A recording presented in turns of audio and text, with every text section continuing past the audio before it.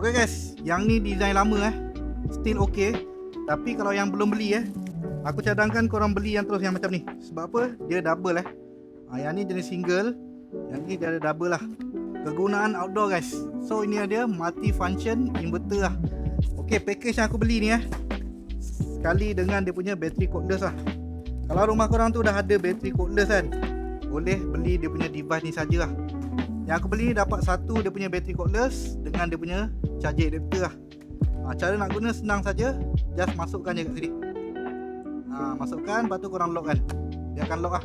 Ada safety switch on off kat sini. Korang nak charge korang punya device pun boleh Ada type C, 3 type A.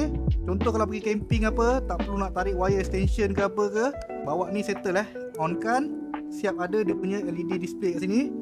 So korang dah boleh on kan korang punya blender. Tak ada masalah. Bawa tilam angin pergi camping, gunakan ni saja. Nampak tau?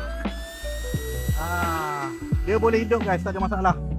So yang ni adalah kegunaan untuk outdoor Pergi camping boleh, tiba-tiba rumah blackout kan, nak pasang lampu ke kipas, boleh dapatkan multifunction inverter ni. Harga murah, design baru.